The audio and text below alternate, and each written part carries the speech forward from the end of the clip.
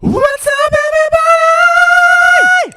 This is Dark Macek with Brutally Delicious, coming at you with a review of Hammer King's brand new album, König und Kaiser. Apologies, I do not speak German. I probably sound like a dumbass right now. So here's a fun band, one I'd never heard of before, but when I saw the name and the album art, I thought this is gonna be fun.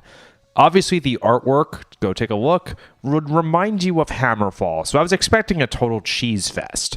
And to my surprise, it is vaguely similar to something like Hammerfall, but no cheese at all. At least musically, because I did not read lyrics. This shit hits hard. Now, mind you, I was of course expecting this to be something like Hearts on Fire, but it came out sounding more like Vicious Rumors.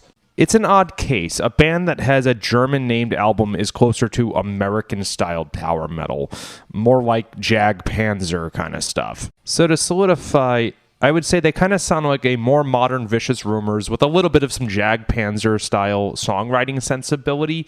Not as optimistic as a lot of Jag Panzer, but there's listen, the hooks are similar. And vocally, there's a tint of Joachim Kahns from Hammerfall, but not musically. It's funny in that I can't think of another band that does this kind of blend. That's why I had to just pick three very distinct bands. That's kind of the highest compliment you can give when it comes to originality, huh? Let's talk about some songs now.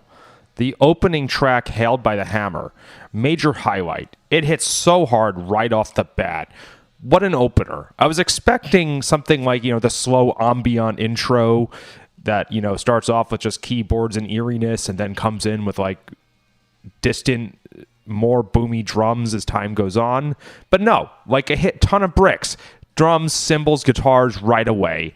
Definitely set the stage for, oh shit, this isn't Hammerfall. The Devil Will I Do. There's some really fun guitar stuff here.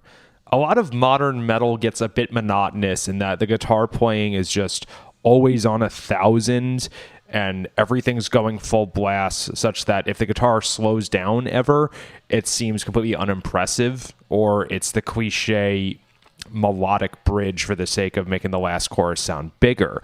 But this one, the track itself is a little bit more mid-tempo, and then the guitar solo just stands out that much more. It's fun. A lot of modern solos are either just the guitar player showing off or just a break for the singer. This one harkens back to the 80s when they were meant to be fun and exciting and actually part of the song. Kingdom of Hammers and Kings. There's a great hook to this song, not just a great chorus, but a great hook. This is what I was talking about when I said that the band has some Jag Panzer sensibilities, which is Jag Panzer is also a band where it's more than just intro, verse, chorus, solo, verse, chorus. There are other parts in there that are meant to grab you, and Hammer King is doing that wonderfully too. I Want Chaos. Here's a great double bass burner. The production is a great asset here. Normally, I always go for these kinds of tracks, but the way it's mixed and the way the drums sound add another level than just, another fast power metal song.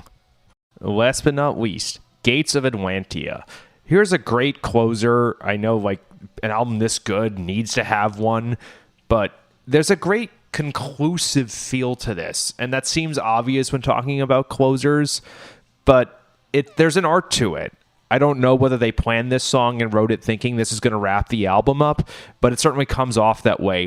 They said, okay, let's write something to give us that last chapter of a fantasy novel feel. Okay, so totally surprised by how heavy this was, and also very pleasantly surprised by the quality. I think it's great that we can have bands with this kind of power metal fantasy sensibility that isn't so cheesy that it puts off the brutal metalheads. Now, I've often wondered why bands like Helloween, who obviously are successful in their own right, never had a Metallica-level fan base. You'd think it'd be easier to garner fans being this style, but also writing songs like Eagle Fly Free. Maybe this band is the start of that. Great job, dudes. Rock on.